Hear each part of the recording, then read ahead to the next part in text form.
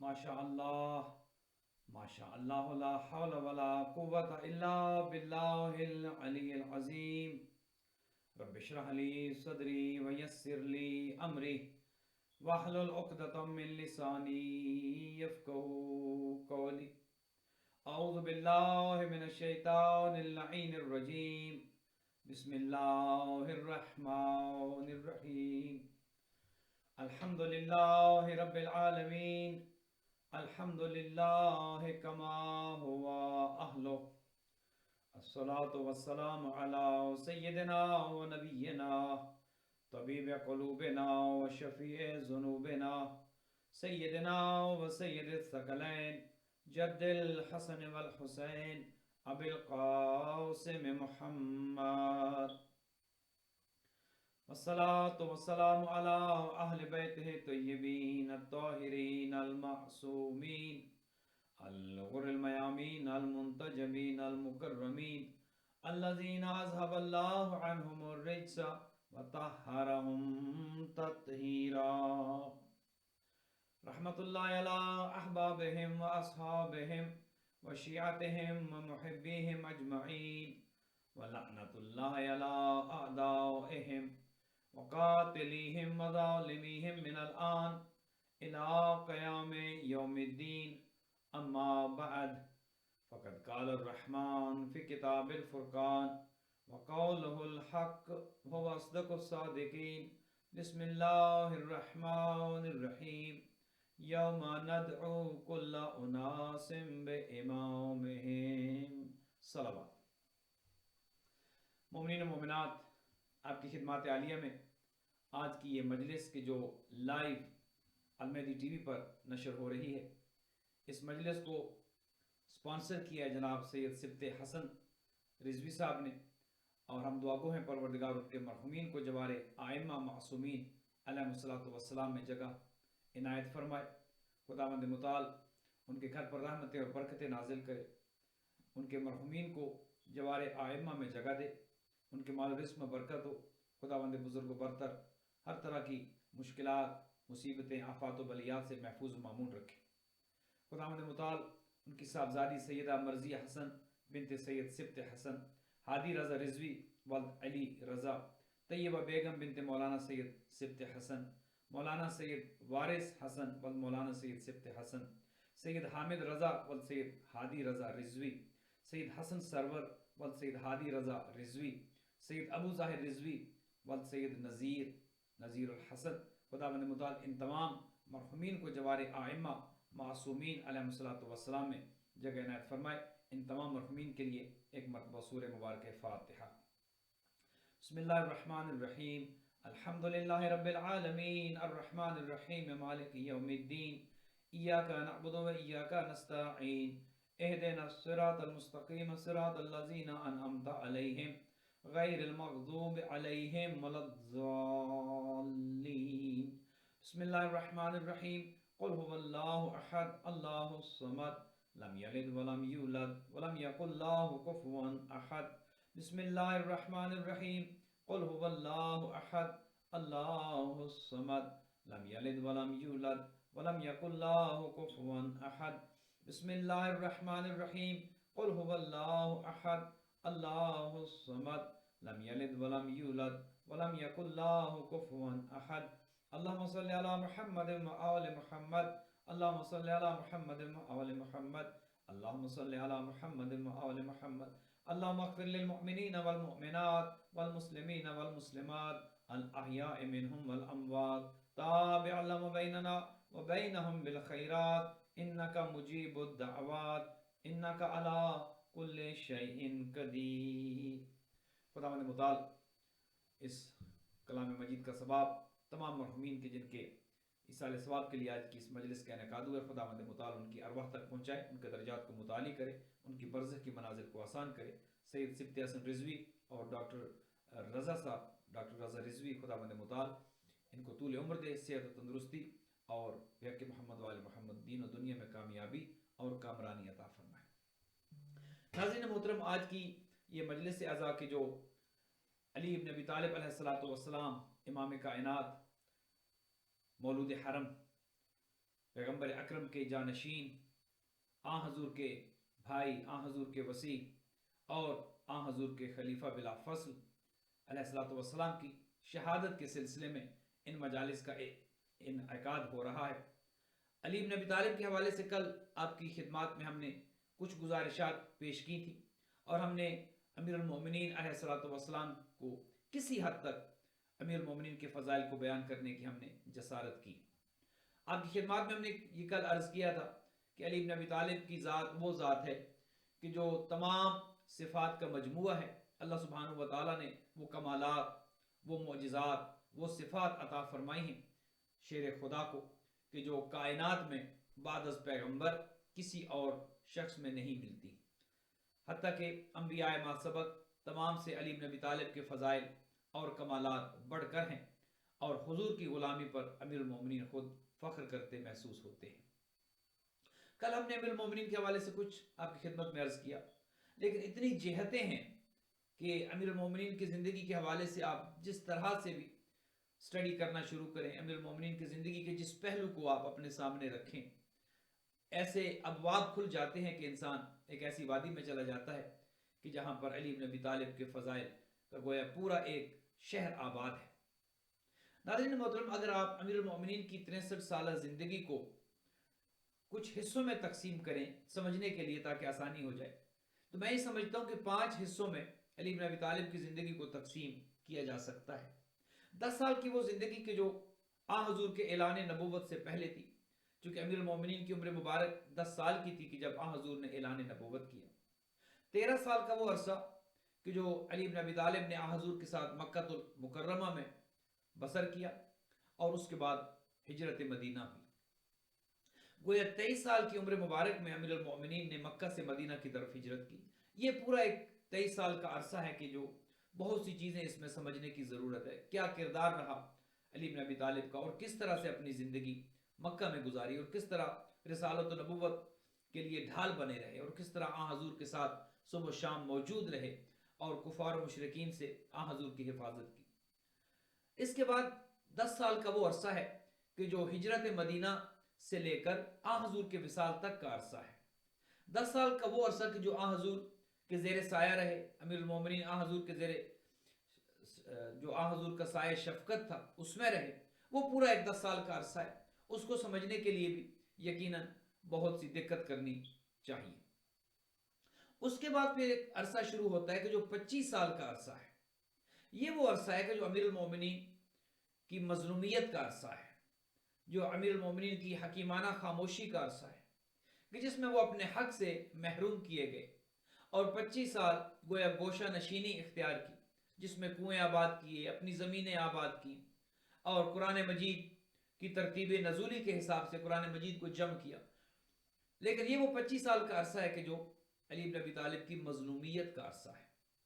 پھر تقریباً 4 سال اور 9 ماہ کا عرصہ وہ عرصہ ہے کہ جو ظاہری خلافت کا عرصہ ہے آن حضور کی شہادت تک، علی بن ابی طالب کی شہادت تک 4 سال اور 9 ماہ کا عرصہ وہ ہے کہ جس کے بعد امیر المومنین کی شہادت ہوئی۔ گویا یہ 5 حصوں میں جب آپ تقسیم کرتے ہیں اور ایک ایک حصے کو آپ تفصیل کے ساتھ جب اس کو دیکھتے ہیں تو آپ کو اس طرح کی چیزیں امیر المومنین کی زندگی میں ملتی ہیں کہ ایک ایک چیز پر انسان اگر ساری زندگی ریسرچ کرتا رہے، اور لوگوں نے کی ہے، ہر زبان میں امیر المومنین پر ریسرچ ہوئی ہے، علی بن ابی طالب کے علم پر، آپ کی شجاعت پر، آپ کی حکمت پر اور آن حضور کی علی بن ابی طالب کی ہر فضیلت پر کتب لکھی گئیں اور بہت کچھ کہا گیا، بہت کچھ لکھا گیا اور کہا جا رہا ہے، اور قیامت تک علی بن ابی طالب کی فضائل لکھے بھی جاتے رہیں گے، پڑھے بھی جاتے رہیں گے، لیکن کوئی یہ دعویٰ نہیں کر سکتا کہ کسی نے علی بن ابی طالب کے فضائل میں کما حق کو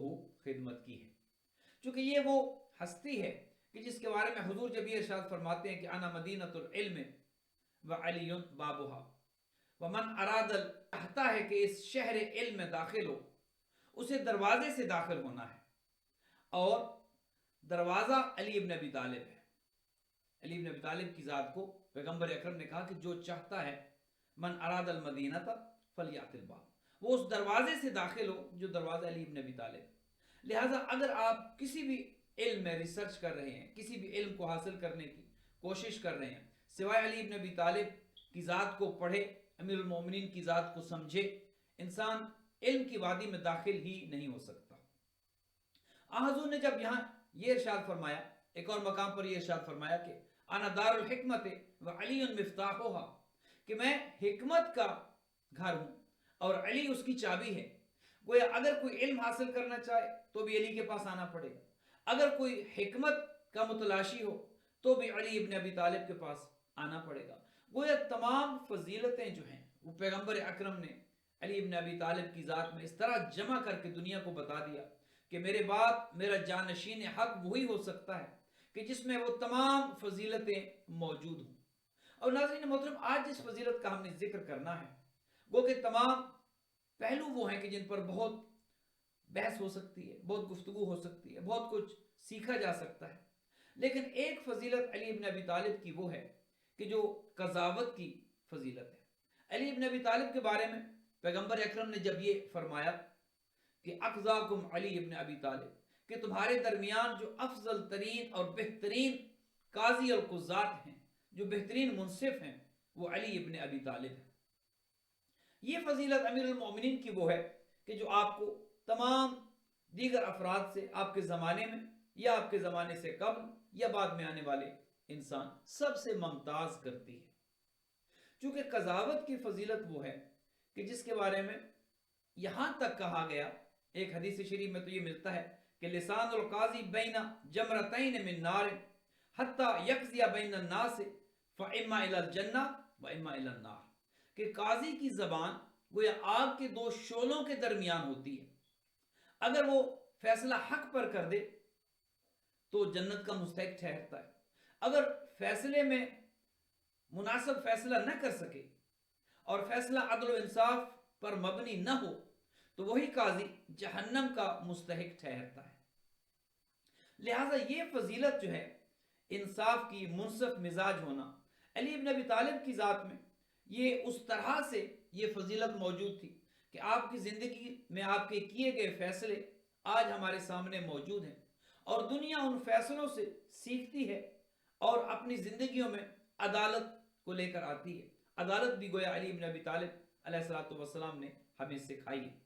ایک پوری بحث ہو سکتی ہے کہ علی ابن ابی طالب کے وہ فیصلے کہ جو آپ نے کیے، اپنے زمانے میں کیے یا اپنے سے قبل آنے والے خلفاء کی مدد جو کی، کتنے ایسے علی ابن ابی طالب کے فیصلے ہیں کہ جس پر ہر ایک یہ کہتا نظر آیا کہ اگر علی نہ ہوتے تو آج ہم ہلاک ہو جاتے، بڑے بڑے یہ دعویٰ کر کے، لیکن بعد میں جب مشکل میں آتے تو یہ کہنا پڑتا کہ آج اگر علی نہ ہوتے تو ہم ہلاک ہو جاتے۔ ایک مقام پر ایک روایت ملتی ہے کہ خلیفہ ثانی اور عبد الرحمن ابن عوف کے درمیان کچھ تنازع ہو گیا تو انہوں نے علی ابن ابی طالب کو بلوا بھیجا، پیغام بھیجا گیا کہ جائیں اور علی ابن ابی طالب کو بلائیں تاکہ ہمارے اس تنازع کو حل کریں۔ جب امیر المومنین کو یہ پیغام ملا کہ انہیں بلوایا جا رہا ہے تو مولا نے واپسی جواب یہ بھیجا کہ پیاسا پانی کے پاس آتا ہے، جاہل عالم کے پاس آتا ہے۔ پانی کبھی پیاسے کے پاس نہیں گیا یا عالم کبھی جاہل کے پاس نہیں گیا۔ لہذا یہ بتا رہے تھے امیر المومنین گویا کہ جس کو نہیں آتا اس کو چاہیے کہ اس کے پاس جائے کہ جو جانتا ہے۔ هل يستوي الذين يعلمون والذين لا يعلمون، کیا جاننے والے اور نہ جاننے والے دونوں برابر ہو سکتے ہیں؟ قطعاً نہیں ہو سکتے۔ لہٰذا امیر المومنین نے گویا یہ ارشاد فرما کے ایک بات کی وضاحت کر دی کہ جو جاہل ہے وہ عالم سے کبھی بھی بہتر نہیں ہو سکتا، عالم کا مقام افضل ہے، عالم کا مقام بلند ہے، اور جو جاہل عالم کے پاس سیکھنے کے لیے جا رہا ہے، یہی سے پتہ چل گیا کہ جو جا رہا ہے وہ مفضول ہے اور جس کے پاس جا رہا ہے وہ افضل ہے۔ اب افضل کو اگر اس منصب اور مقام سے، مقام قضاوت ہو، مقام خلافت ہو یا مسند رسالت ہو، اس سے ہٹا کر افضل کی جگہ مفضول کو بٹھا دیا جائے تو یہ کتنی بڑی ناانصافی ہوگی۔ یہ ایک سوال ہے کہ جو رہتی دنیا تک موجود رہے گا اور دنیا سے یہ سوال کیا جاتا رہے گا۔ کتنے ایسے فیصلے ہیں کہ جو امیر المومنین نے اپنی زندگی میں کیے کہ جو دنیا حیران رہ گئی اور دنیا انگشت بدندان ہے آج تک کہ وہ فیصلے علی ابن ابی طالب نے کیسے کیے۔ خود حضور کی زندگی میں بے شمار ایسے فیصلے ہوئے کہ جو حضور نے حالانکہ جانتے تھے کہ علی بن ابی طالب کا مقام علمی کیا ہے، چونکہ علی علم لدنی کے مالک تھے۔ حضور یہ بات جانتے تھے، لیکن حضور چونکہ ظاہری دنیا میں موجود تھے، اور ظاہری دنیا میں اسی دنیا کے حساب سے فیصلے کیے جاتے ہیں۔ دو اشخاص حضور کی خدمت میں حاضر ہوئے اور کہا یا رسول اللہ ہمارا ایک جھگڑا ہے۔ حضور نے پوچھا کہ بتائیے کیا جھگڑا ہے؟ ایک شخص نے کہا کہ اس کی گائے نے میرے گدھے کو مار دیا ہے، لہذا یہ کیس آپ کی عدالت میں ہم لے کر آئے ہیں۔ امیر المومنین نے اپنے ایک صحابی کے جو بعد میں خلیفہ اول بھی ہوئے، ان کی طرف بھیجا، کہا کہ جاؤ ان کے پاس جاؤ اور جا کر یہ فیصلہ ان سے کرواؤ۔ جب یہ کیس ان کی خدمت میں آیا تو انہوں نے یہ ارشاد فرمایا کہ دیکھو دونوں جانور ہیں، گائے بھی جانور ہے، گدھا بھی جانور ہے، گائے نے گدھے کو مار دیا، لہٰذا اس میں مالک کا کوئی قصور نہیں ہے۔ دو جانوروں کی لڑائی تھی، ایک جانور نے دوسرے کو مار دیا، لہٰذا گائے کے مالک سے ہم کچھ توقع نہیں رکھ سکتے، اس کا قصور نہیں ہے۔ وہ دونوں اشخاص واپس آ گئے۔ حضور نے پوچھا بتاؤ کیا فیصلہ ہوا؟ کہا یا رسول اللہ جن کے پاس آپ نے بھیجا تھا انہوں نے تو یہ کہا کہ یہ جانوروں کا مسئلہ تھا، لہٰذا کسی جانور پر ہم اس کی سزا جو ہے وہ عائد نہیں کر سکتے۔ حضور نے کہا کہ اچھا فلاں شخص کے پاس جاؤ۔ خلیفہ ثانی کے پاس بھیجا گیا جو بعد میں خلیفہ بنے، کہا کہ جاؤ اپنا فیصلہ ان سے کرواؤ۔ ان کی خدمت میں آئے، پوچھا کہ ہاں کیا مسئلہ ہے؟ مسئلہ بتایا۔ کہا کہ اس سے پہلے بھی کہیں گئے تھے؟ کہا ہاں پیغمبر اکرم نے ہمیں فلاں حضرت کے پاس بھیجا تھا، ان سے ہم نے پوچھا اور انہوں نے یہ جواب دیا۔ کہا میں بھی یہی فیصلہ کرتا ہوں جو ہمارے بزرگ نے فیصلہ کیا، وہ چونکہ ہم سے سینئر ہیں، ان کا فیصلہ میں بھی اسی فیصلے کو قائم کرتا ہوں، اور میں بھی یہ کہتا ہوں کہ وہ فیصلہ درست ہے، چونکہ یہ جانوروں کی لڑائی ہے، اور جانوروں کی لڑائی میں گائے نے اگر گدھے کو مار دیا ہے لہذا مالک کا کوئی قصور اس میں نہیں ہے۔ لہذا گدھے کا مالک انتہائی افسردہ ہو کے واپس آیا کہ یہ تو بات کچھ سمجھ نہیں آتی، میرا تو نقصان ہوا ہے، اور میں جن دو شخصیات کے پاس گیا ہوں وہ میرا اس نقصان کی تلافی کرنے کے لیے تیار نہیں ہے، عدالت نہیں ہو رہی، قضاوت نہیں ہو رہی، صحیح فیصلہ نہیں ہو رہا۔ لہذا پھر واپس آئے پیغمبر اکرم کی خدمت میں۔ حضور نے پوچھا کہ بتاؤ کیا ہوا؟ کہا یا رسول اللہ جن دو شخصیات کے پاس آپ نے بھیجا ہے ان دونوں نے یہ کہا کہ یہ جانوروں کی لڑائی ہے، لہٰذا اس میں جانور کے مالک کا، گائے کے مالک کا کوئی قصور نہیں ہے۔ اگر گائے نے گدھے کو مار دیا ہے تو جانور سے لڑ پڑا، لہذا مالک کا کوئی قصور نہیں ہے، اس پر ہم کوئی سزا عائد یا کوئی جرمانہ عائد نہیں کر سکتے۔ حضور نے کہا کہ اچھا جاؤ علی ابن ابی طالب کے پاس اور دیکھو کہ علی کیا قضاوت کرتے ہیں۔ ناظرین محترم، وہ دونوں اشخاص امیر المومنین کی خدمت میں آئے اور مولا کی خدمت میں آ کر انہوں نے اپنا کیس پیش کیا۔ جب کیس پیش ہوا تو امیر المومنین نے کہا کہ میں اس کیس کا فیصلہ کرتا ہوں، اور فیصلہ یہ ہے کہ مجھے یہ بتایا جائے کہ کیا گائے گدھے کے استبل میں گئی تھی، چونکہ گائے مارنے والی تھی اور گدھا مر گیا تھا اس کیس میں۔ تو مولا نے پوچھا کہ یہ بتاؤ کہ گدھا جب مرا تو مارنے والی گائے کیا وہاں چل کر گئی تھی یا گدھا وہاں گیا تھا؟ تو بتایا گیا کہ نہیں، گائے گدھے کے استبل میں آئی تھی۔ تو امیر المومنین نے فوراً یہ فیصلہ کر دیا کہ گائے کا مالک گدھے کی قیمت ادا کرے گا۔ یہ فیصلہ ہوا، امیر المومنین نے فیصلہ کر دیا، گدھے کا مالک خوش ہوا کہ چلے مجھے انصاف تو ملا۔ واپس آتے ہیں حضور کی خدمت میں اور حضور پوچھتے ہیں کہ بتاؤ علی نے کیا فیصلہ کیا؟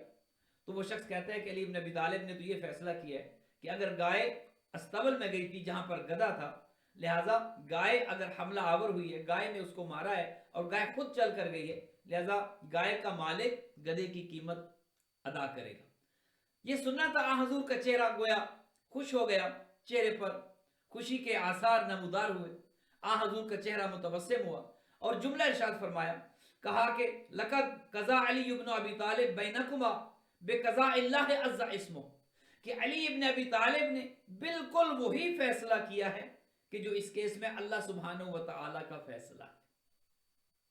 گویا علی ابن ابی طالب کی قضاوت اس مقام پر تھی، عدالت اس مقام پر تھی، اور یہ مشہور و معروف جملہ کہ علی ابن ابی طالب جو قتل ہوئے ہیں، جو شہید ہوئے ہیں، یہ اپنی عدالت کی شدت کی وجہ سے۔ علی ابن ابی طالب کی شہادت کی بنیادی وجہ یہ تھی کہ آپ اپنی عدالت میں سخت ترین تھے، آپ کی قضاوت، آپ کی عدالت، آپ کا انصاف، آپ کے فیصلے ذرہ برابر کسی اپنے کو اس سہولت کا فائدہ اٹھانے نہیں دینا کہ رشتہ داری ہے، اور کسی غیر کو اس وجہ سے اس کا نقصان نہیں کرنا کہ وہ تعلق نہیں ہے اس سے یا وہ غیر ہے۔ علی ابن ابی طالب کی عدالت، جو اپنے بھائی کو حصے سے زیادہ بیت المال سے ادا نہیں کرتا، وہ علی ابن ابی طالب عدالت کے کس مقام پر ہوگا؟ اور شاید یہی وجہ ہے کہ جو حضور نے ارشاد فرمایا کہ یا علی انت قسیم النار والجنہ، علی ابن ابی طالب کی قضاوت اور عدالت اس مقام پر تھی، اس بلندی پر تھی کہ حضور نے اللہ سبحانہ و تعالیٰ کے حکم کے مطابق جنت اور جہنم کے تقسیم کرنے کا کام بھی علی ابن ابی طالب کو دے دیا۔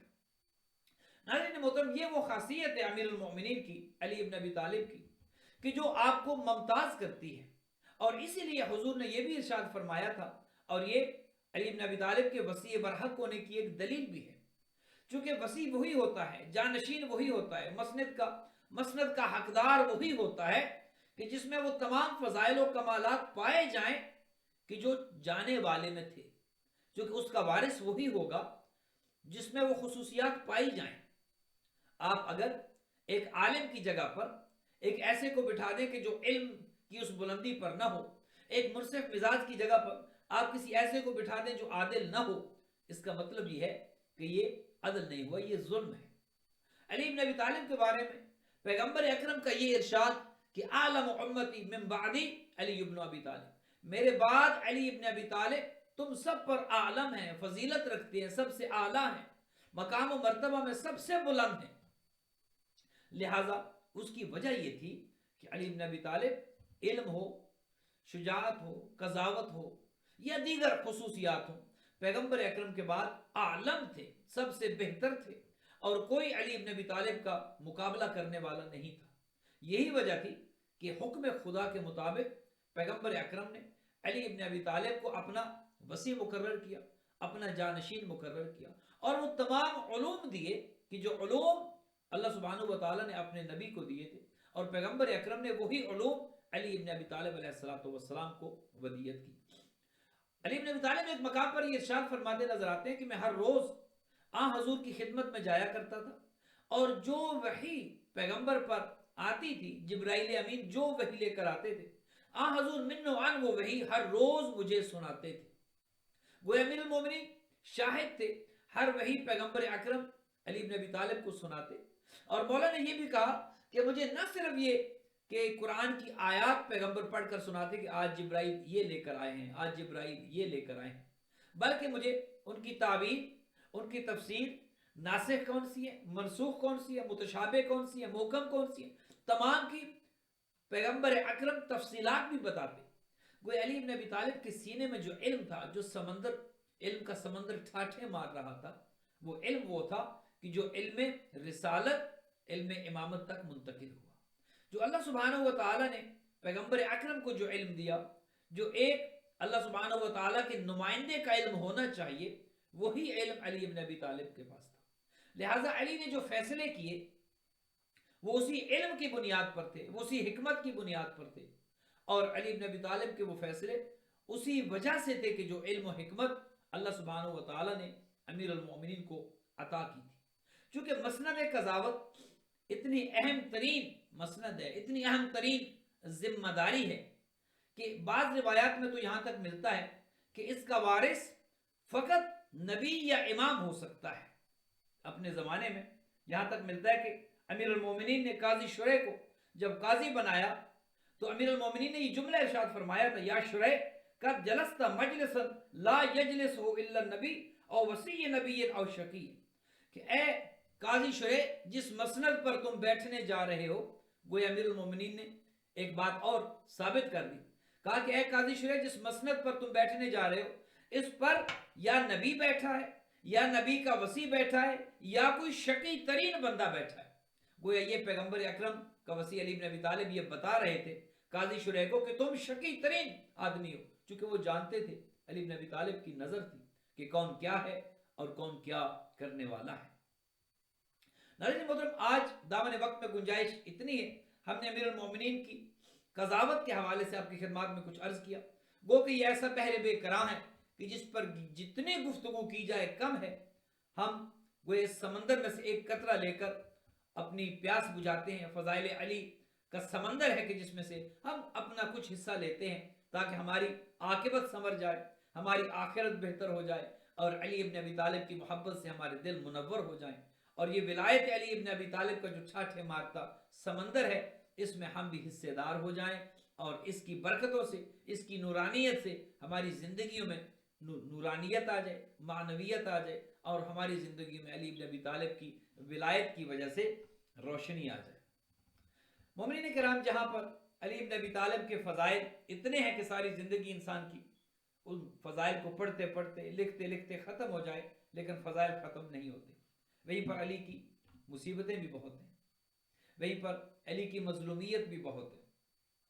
کم از کم وہ 25 سال کا عرصہ کہ جو علی ابن ابی طالب نے گھر میں بیٹھ کر گزارا, پیغمبر اکرم کا وصی جانشین برحق کہ حضور جس کے بارے میں وصیت کر کے گئے تھے, حضور جس کو دکھا کر گئے تھے, پیغمبر اکرم جس کی وصایت کا اعلان کر کے گئے تھے, امت نے اسے بھلا دیا, امت نے اسے گھر بیٹھنے پر مجبور کر دیا. اور فقط صرف یہ نہیں کہ گھر بیٹھنے پر مجبور کر دیا, ایک دفعہ جب گھر تشریف لاتے ہیں اور پیغمبر اکرم کی صاحبزادی پوچھتی ہیں, بی بی سوال کرتی ہیں اور یہ کہتی ہیں کہ یا علی, میں نے سنا ہے مدینہ کے لوگ آپ کو سلام نہیں کرتے. یہ سننا تھا, وہ آنکھیں اشکبار ہو گئیں. کہا بنت پیغمبر, اگر اتنا ہوتا شاید قابل برداشت تھا کہ مدینہ کے لوگ مجھے سلام نہیں کرتے. حد یہ ہے کہ میں علی سلام کرتا ہوں, مدینہ کے لوگ مجھے جواب نہیں دیتے. یہ علی کی مظلومیت ہے. کہا بنت پیغمبر, میں سلام کرتا ہوں. علی کی مظلومیت دیکھیے, فرماتے ہیں میں سلام کرتا ہوں, مجھے مدینہ والے جواب نہیں دیتے. یہ وہی علی ہیں کہ جو کچھ عرصہ قبل مدینے میں پیغمبر اکرم جن کا کس طرح سے تعارف کراتے تھے, کبھی غدیر میں, کبھی ممبر سے تعارف کرایا, علی کو بار بار دنیا کو بتایا کہ یہی علی میرا جانشین ہے. لیکن حضور کے جانے کے بعد دنیا نے کس طرح سے آنکھیں پھیری, اور پھر وہ وقت آ گیا کہ مسجد کوفہ میں ایک شقی ترین انسان نے سر اقدس پر ضرب لگائی اور علی ابن ابی طالب زخمی ہوئے. مومنین کرام, یہ وہ دن ہے کہ علی صاحب فراش ہے, علی ابن ابی طالب گھر میں ہے. 19 کو ضربت لگی, 21 کو مولا کی شہادت ہے. لہٰذا یہ وقت امیر المومنین اپنے گھر میں ہے, اپنے بچوں کے پاس ہے. کبھی اپنے بیٹوں سے ملاقات کرتے ہیں, کبھی اپنی بچیوں کی طرف دیکھتے ہیں. اور ایک وقت وہ آیا کہ اپنے سب بچوں کو اکٹھا کیا, کہا حسن و حسین میرے قریب آؤ, محمد انفیہ میرے قریب آؤ, زینب ام کلثوم میرے قریب آؤ. جب سب بچے بچیاں اکٹھے ہو گئے, ایک ایک کا ہاتھ لیا, امام حسن کے ہاتھ پر رکھا, کہا زینب آج کے بعد تمہارا امام حسن ہے, ام کلثوم تمہارا امام حسن ہے, محمد حنفیہ تمہارا امام حسن ہے. ایک ایک بیٹے کو امام حسن کے ہاتھ پر اس کا ہاتھ رکھتے گئے. عزاداروں, یہ امام اس طرح سے وصیتیں کر رہے تھے کہ کمرے میں ایک حجرے میں رونے کی آواز آئی. مولا نے کہا کہ کون رو رہا ہے, ابھی تو علی زندہ ہے. پتہ چلا بی بی ام البنین گریہ کر رہی تھی. بلایا گیا بی بی ام البنین کو. امیر المومنین نے پوچھا, ام البنین ابھی تو علی زندہ ہے, علی کی زندگی میں کیوں روتی ہو؟ کہا آقا, روتی اس وجہ سے ہوں, آپ نے ہر ایک کو امام حسن کے ہاتھ میں ان کا ہاتھ دیا اور آپ نے سب سے کہا کہ حسن تمہارا امام ہے. آقا کیا میرے بیٹے سے کوئی غلطی ہوئی؟ کیا عباس سے کوئی غلطی ہوئی؟ آقا کیا عباس سے آپ ناراض ہیں؟ آپ نے عباس کا ہاتھ امام حسن کے ہاتھ میں نہیں دیا. عزادارو, آقا نے یہ سننا تھا کہ ام البنین, حسن و حسین تو رسول کے بیٹے ہیں, مباہلہ کے بعد حسن و حسین تو رسول کے بیٹے ہیں, میرا بیٹا عباس ہے. کہا عباس بیٹا ذرا قریب آؤ. حضرت عباس قریب آئے, مولا عباس کا ہاتھ پکڑا, امام حسین کو بلایا, مولا غازی کا ہاتھ مولا حسین کے ہاتھ پہ رکھا. کہا عباس سارے حسن کے حوالے, تو حسین کے حوالے. یہ رسول کا بیٹا کربلا میں 3 دن کا بھوکا پیاسا ہوگا. عباس تو حسین کے حوالے, حسین کا خیال رکھنا. عباس حسین تنہا نہ ہو. عزادارو, وصیتیں کر رہے تھے. ایک وصیت میرے مولا نے اور کی.